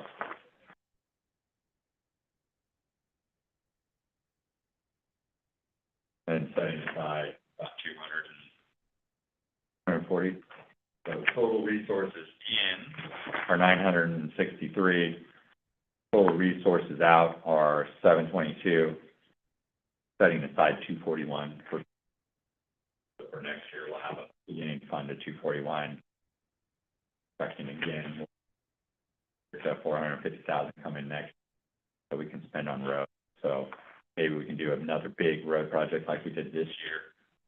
We actually did a lot of road improvements this last year. I think it was close to, 450 to 500,000, Mira, for this year? Yeah, we were 450. over budget, yeah, 450 this year.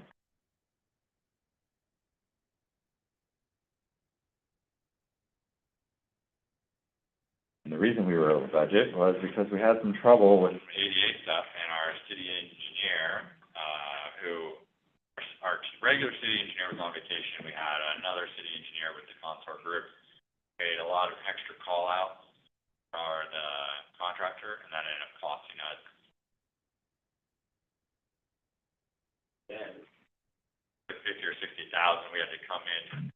to the council with like a project amendment and say, we're going over budget because. Wasn't that because the elevation was wrong where it met the road? Yeah, there was some ADA issues with the elevation and stuff, so the contractor kept calling the engineer out because they were having troubles with the elevation.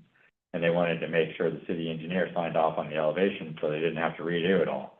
And that ended up, we were dealing with some difficult areas up on par 4, some difficult areas out here, where we didn't have a lot of grade to keep the drainage going, and also grades with sidewalks and ADA ramps and property, a lot of property incursions and those sort of things that we had to deal with. Sure. But if you're in a motorized scooter or a walker, those elevations are critical. Yes, exactly. So ended up having a lot more costs than we had anticipated. That ended up costing us. Or being on hillside. So I think par 4 and 123rd was probably the one that gave us a headache.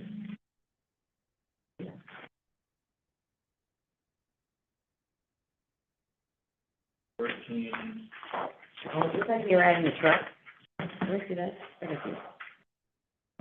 Truck replacements, maybe? Capital expenditures. Number 15, page 15?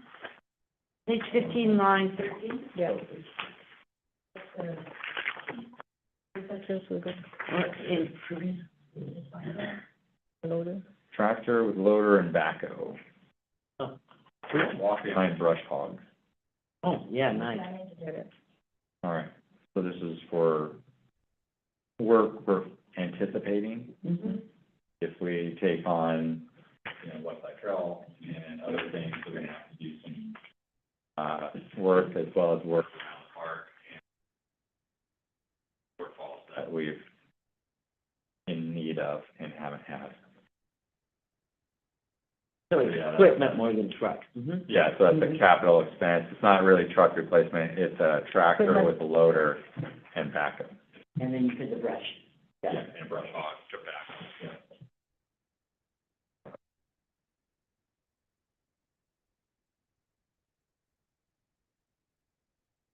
What are street operations?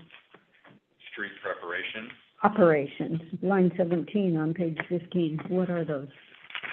That's the one on page 14, 281. on page 14.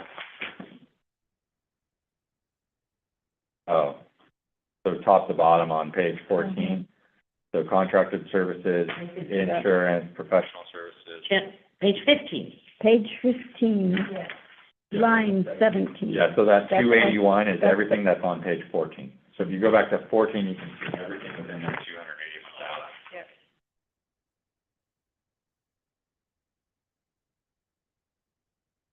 14 itemizes line Yeah, 17. exactly. 17 on page 15. Yeah. Thank you. I haven't done this budget before, so I'm not, So professional services, that's our engineering services. We're looking at about $90,000 for engineering services. The street lighting, the city pays for Street lights throughout the city. Councilman Analysis, wondering why we do that. Yeah, because the checks come in every month, and so, we have to sign the checks over to PGE for the street lights. And what we have noticed is that, going from the, halogen lights to the LED poles, they charge us, is it 100 every pole, or is it more than that. Did you talk to them? Yeah, Yeah. yeah, That's a big essentially, project. as the halogen pole or the light fails, PG has a, going green sort of initiative where they don't replace the light bulb, they replace the pole with the LED. Yeah, 1,500, yeah. And every 1,700. time they do that, 1,700. it's like $1,500 to $2,000 to get tagged with at the next bill. So we've had a few times where it comes How about in that? and it's like You $17,000 this much, because they replaced 10 poles. And we're like, what happened, where? You know, and so all of a sudden our typical $4,000 or $5,000 monthly service bill for streetlights goes, 10 or 12,000, and then we're going, oh, what the heck just happened? We have to chase down what poles PGE went out and changed out. They don't tell us. It's the Yeah, they don't tell us. resident report it, and then they just go. They can and do it bill all. us the- They come in and talk to us about changing them all out, but then that's one large expense of like $100,000 or, yeah. And what would you save? Well, well, you probably save some doing it in one fell swoop, but like, then it's one big expense all at once. And so our feeling was, well, if you have to change it out every now and then, and it dribbles out over the next 5 or 10 years, then And then LED light has, better rate, right? So. right, and probably a longer lifespan than the halogen. Supposedly longer lifespan, but I don't know if I've seen that or not, but I think that's debatable. But yeah, they say it has a longer lifespan and uses less energy. Therefore, will drive down the cost. hopefully we save money eventually, but we pay for the pole, not necessarily the power. So there's a service fee per pole. So a service fee per pole, that's not easy to say. Per light pole, we pay a service fee, depending on what, it's an A, B, or C. And I can't remember the exact, I think A is PGE owned, Yeah. B is Like that. City owned, maintained, and D is city owned, city maintained, or something like that. It's really an odd scale. I can't remember exactly what each one stands for at this point.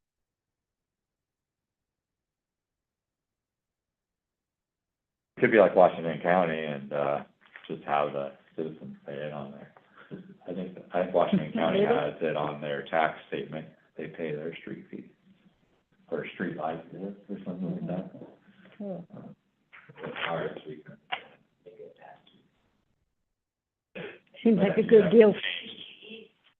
Yeah, I think if you were to do that, you would have to change something on the tax structure, pass through like a resolution or something, move that fee onto the tax.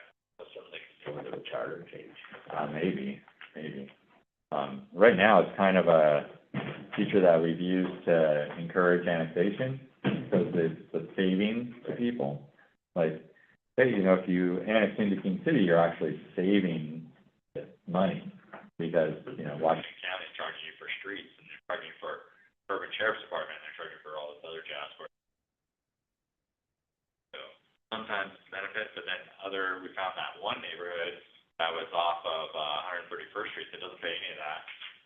And we're like, oh, wow, how'd you get that deal? But, At Bradley? it was Castle Oaks, west. Yeah, Castle Oaks west. Right behind the school. yeah, they don't pay for the streetlights, they don't pay for the urban service. Well, there's, I sheriff's think department. it's private road. I think it's a Yeah. Yeah, we maintain this for So, can't drive on it. Yeah, so they didn't have the Washington County urban streets, they didn't have Washington County urban sheriff, they didn't have streetlights, they didn't have all these things, so their taxes were it's a couple thousand a year, it was like $1,000 a year less than what we would charge, and that was the only neighborhood we found that was less. But where do they get services from then? It's private. It's all HOA maintained. HOA, yeah, so, interesting. It was very interesting, when we did the tax assessment on that one, because every other neighborhood we looked at, they would have saved money coming into King City. So that was the only neighborhood that we, That has to be built into their HOA fees, so yeah, if you didn't do that, maybe their HOA fees could yeah. go. But all the other neighborhoods that we looked into, King City's tax rate, there was a savings for that. And that was the one neighborhood that we looked at where it wasn't a savings, and we're like, well, it looks like you're right, we can't really save you much money. And so that's why they didn't want to annex into King City at that point in time. And they still are not in, That's why they're still out there. Good. That's line, or that's page 15. And going into the parks SDCs. You'll see some, pretty big improvement. Funds, we have some parks funds that came in this last year from the Habitat side of the house, Habitat for Humanity. Provided an increase in total resources. Around 250,000. The parks SDC from Habitat, Okay, yes, 50,000, okay, that's what we, okay, yep, I see it now, 47,000. yep. And so we're starting this year with, roughly 350,000. We're expecting that the parks SDC fund, will also increase significantly with the 800 units Being programmed out on the far west side. So that's that $2.5 million in parks. Again, that will go into a interest-bearing escrow account that is managed and maintained. Then as the park improvements come in, the developer can pull from that escrow account to pay for those parks. Interest on. At the end of the day, I believe any remaining funds will go to the city.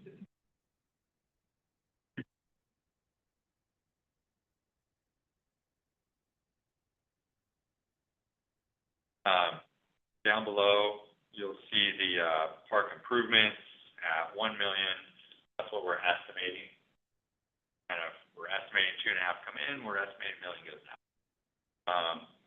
500,000 additional for buying that property. It's our responsibility to essentially purchase that property. And also includes, potential for purchasing property along the West Side Trail segment. You might not need to purchase the property if, we have willing sellers, then Metro will purchase that property. And then we don't have to expend that fund. The transfers, operational contingencies, and then reserve for future expenditures are all labeled under 18 through 20.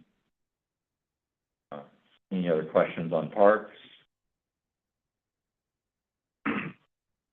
So right now we know we're growing the urban growth side of the King City. But questions have come up about the tennis court being just the one, and now we have population growth and just people should go in, and it's always being used by someone. And then the basketball court as well. Any room for us to be able to maybe in the future look into adding more? Yeah, that's the West Side Trail, you know? So hopefully, right now the survey's still out there. When we had the open house the other day, the majority of the folks that were there were from the Rivermead community. We didn't really get a lot of people from, didn't get a lot of young families. We didn't get a lot of kids. It was mostly just folks from the River Lane, Watson Lane area.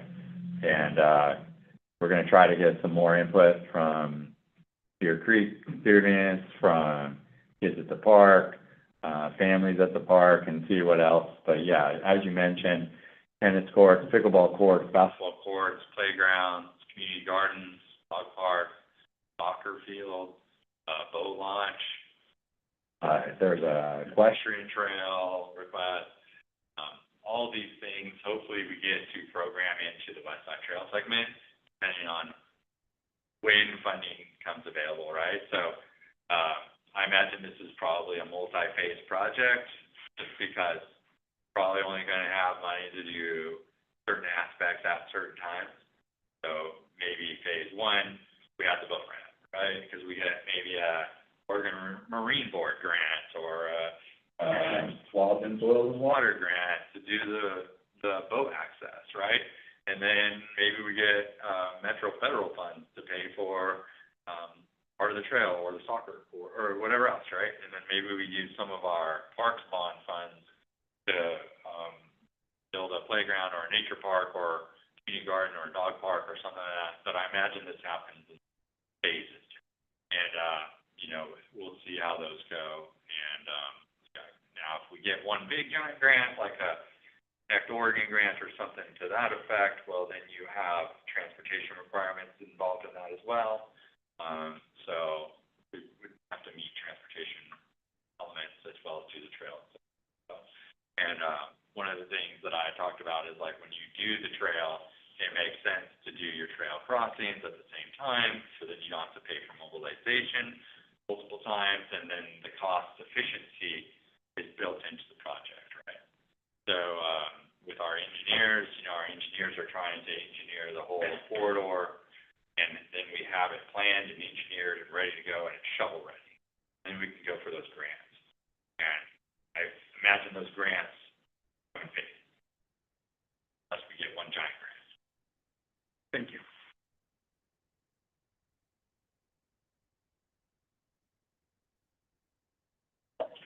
TDT, this is a Transportation Development Tax. This is managed by Washington County. It's also through the Washington County Coordinating Committee. So if we have a project, a street, or something to that effect, it has to go to WCTC for approval for expenditures on these things. Our projects include Fisher Road, 131st Street, Kingston Terrace Boulevard, River Terrace Boulevard, 137th, 150th, the Fisher Extension, East Bend Road. Roy Rogers. Trying to think of all the other, because we just expanded.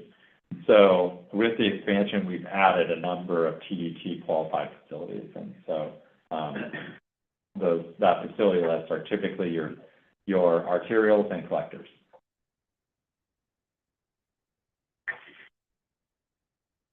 We're estimating that's going to generate about $200,000 this year, based on the development of the 800-unit lots overall. Yes. 200 million. 2 million. That's what I said, right? No, you said 200,000. Did I? Oh, sorry. 2 million. Yeah, I stand corrected. Yeah, I stand corrected. That should be about $2 million in general. Yeah. Basically, that's the change. Yep. Yeah, typically, we see this fund kind of grow about 100,000 every year, and that's typically like 10, 20 units. Yes. And this year, we've got 250 to 260. I mean, it's gonna run out.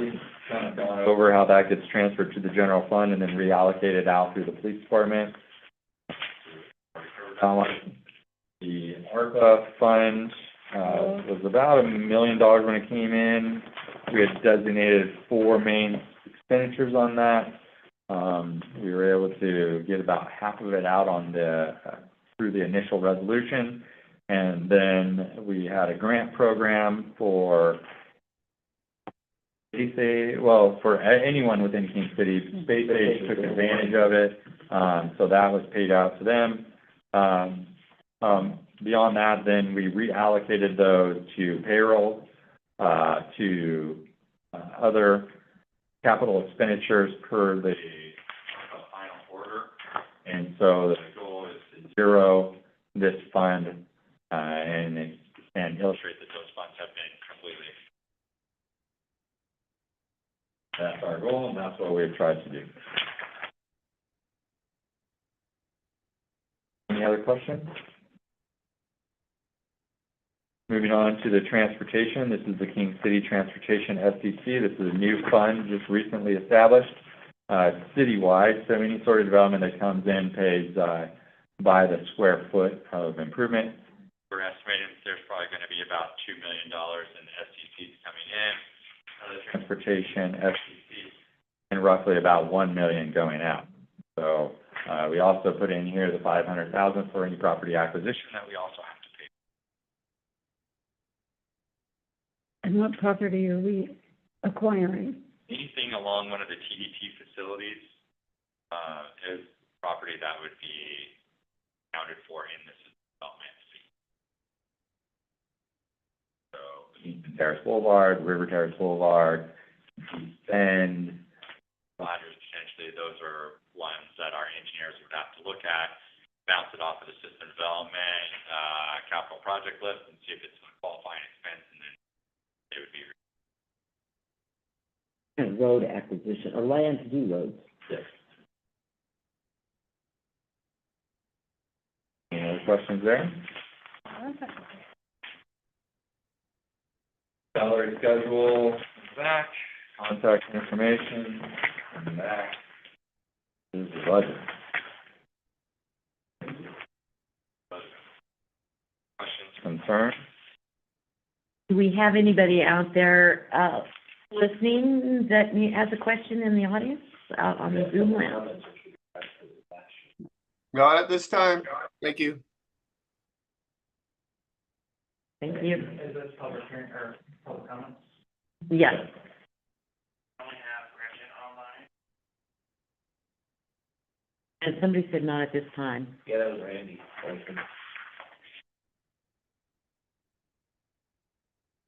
A second here. We had good discussion. Anybody? Do we have any further questions? I would, ask for a motion that the budget committee, approve this budget to be presented to the city council. Is that what I said? Okay. That was real definitive. So moved. All in favor? Or do I have to second the motion? We have to second, I'll second it. Thank you, Jan. All in favor, raise your hand. 3 and 0. Thank you. Is Mayor Thompson still online? No, I think she fell off. It's probably a last reception. So recommend approval to council. Thank you all very much for being here today. Appreciate it. Now, this is not on the money side, this is on the budget committee side. I noticed, and I'm not the youngest person that applied for city council. She did show interest for the budget committee on her little checkboxes. Oh, was that, who was that? The youngest gal. Jessica Braverman, I think. Pardon me? Was that Jessica? Yes, that sounds like. Yeah, and she expressed an interest to that in her interview as well. She said she works in budgets and as well, so maybe that's, something the council considers appointing the June.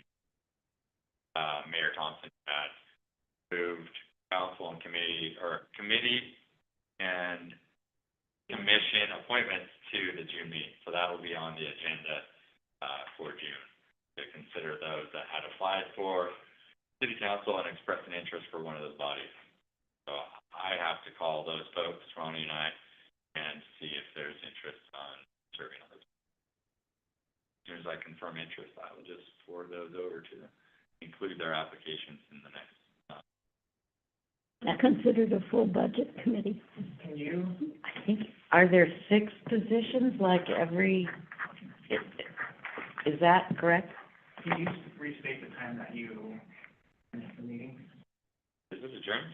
Oh, I guess I asked a question on I the, don't think it's adjourned yet. Oh, okay. I asked a question on the committee, not on the makeup of a committee. And now we have another question on the floor, is how many people make a budget committee full? It's 14 total. So- We have 7 council members and 7, Budget committee members. committee members. Yeah, and that's the most that we can have. The most would be. Good point, Ronnie. We don't want to get over 7. It hasn't been adjourned yet, we're just, I Motion approved, recommended approval to the council. we recommended approval. We just had some general budget committee questions that Jan asked, I did not know the answer either because I speculated 6 was what took the committee full. And I did, I will read the charter just to get a general color of if we could have a high school person as part of the budget committee as an additional position without having to have a charter amendment for a vote. Yeah, I think So we can kind of look at it to see if we should even go to the. There's some specifications there. I think they have to be a registered voter sort of thing, and registered voter requires the 18 and over. That's where I think our hiccup. Where we would have to, but maybe we can define the position as like an intern or something like that, that would be part of their duties as an intern. Yeah, I just need to figure that out. I don't mind to-do list to ask our legal counsel, following last week. I hadn't even read it, so I thought I should do that before you went to the legal And I know counsel. some municipalities have high school students on their city council, and it must be as an intern. And I think it's great. It's written in their charter. Huh? It's kind of like, think of it as Boy Scouts and Girls Right, right. But it is in their charter to allow Scouts. that. Their charter of how things are organized and age range. And when I asked for it, I think Danny was on city council when I asked way back when, for, a high school the kids in the high school participating, and, at that time, Gretchen Beener suggested that the small cities organization, small cities councils, has kind of some guidelines on it, on how you change to have that incorporated. So, it's just a... Sure, and I believe the high schools all are supposed to have public service in order to graduate. And so, sitting in city council or the budget committee or the planning committee could be considered public service for them. We teamed up with, Tigard High School for their internship program, and we've had a few of them here from time to time doing their spring semester, and they'll be here for just a couple hours. And there's not a lot of stuff we can assign them. It's more of like, you know, answer phones, stuff envelopes, make an office supply run, you know, those sort of things. We can't really give them too much because they can't really help on passports, but we can give them, you know, little things here and there. It takes the staff to administer and think creatively on what work we can actually have them kind of assist with. But it would be nice to go to the school district, to the teachers, to say you can assign them to come to a city council meeting and write what they learned from that. I mean, I remember having to go to I went to a water board meeting one time to back before there was unified sewer district. And then you don't really have to create a position on city council or planning or budget. You could just offer that the meeting would be open to them and they could write a report and take it back to school. Yes. And that would avoid that whole thing. It's a public meeting, anyone can come and sit in the. Yeah. We need We're to, open to that. what would be nice to suggest it, and, like the math teachers and the business teachers in both Tigard and Tualatin. Because being we are, Tualatin school, like smart kids go to Tualatin, right? Yeah, like, Your kids go to, my grandchildren went to Tualatin, and, It is a public meeting. They're welcome to come anytime, you know, so. Right. it's a good thing to suggest to them that we would, and we welcome them. yeah, we had a fun little kids council day this last Oh, yeah. year. It was pretty fun. They came in, a group of Deer Creek students. Sure. We could have you can be mayor for the day. I know a lot of places do that. They scramble around and see who's gonna be what role. It was pretty funny to see them work it all out and play with it. It's good. So I also would make a suggestion that we adjourn the meeting. We got it approved and we covered a few general comments. I'll make a motion to adjourn the budget meeting for fiscal year 24-25. I'll second your motion, and I guess we all All in say, favor? 11:35. Nice job. Perfect, great. I think think we, okay. I'm excited to see where some of the changes come in for the new roads and the, Yeah, it'll be, well, there's a lot to do. Not all unraveled, but yeah, here in the near future, we'll have Well, are we off or are we still on? 'Cause